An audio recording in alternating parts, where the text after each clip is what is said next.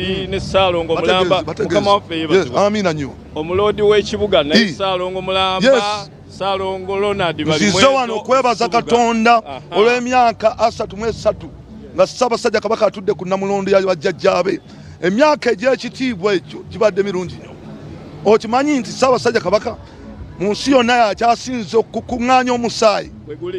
Okimanyi nti Ssaabasajja Kabaka yasitudde omutindo gw'emmanyi mu Uganda ne mu nsi yonna okutwaliza wamu.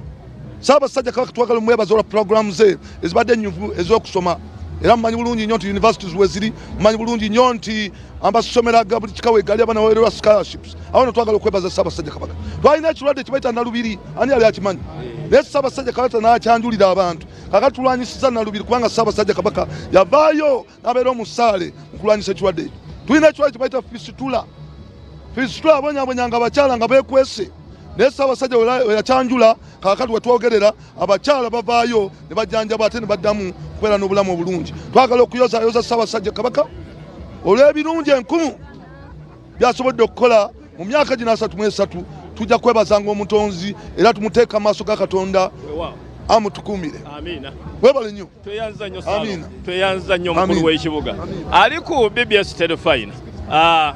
Tuyina abagenyi bangi nnyo naye ndina ow'ekitiibwa akiikirira abantu ba Ssaabasajja Kabaka naddala abalina ensibuko ey'e Rwanda. Si bwe kiri? Nsaba obeeyanjule bulungi eri. Neeyanziza nnyo bannaaye aba BBS. Amanya n'eddoboozi nze ow'ekitiibwa Kayitana Simon era nga nze nkiikirira Abanyarwanda mu lukiiko e Mengo.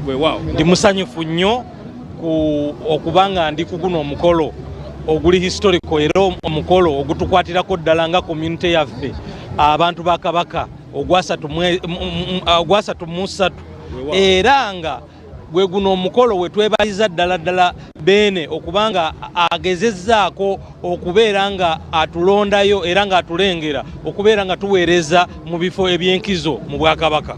Ow'ekitiibwa omulamwa guli ntubeera abavumu nga tukuuma obuwangwa bwaffe. Ekyo kikulu nnyo era tukubiriza abantu mwenna aba Buganda okubeera nga tukuuma obuwangwa bwaffe kubanga obuwangwa bwaffe bubeera nga tetubukuumye tujja kuba tusigaliddeawo nga tetulina kye tuli.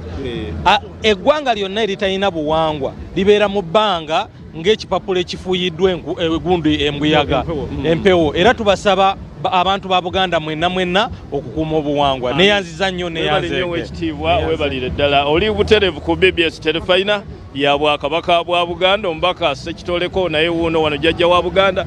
Ssebo nsaba obuze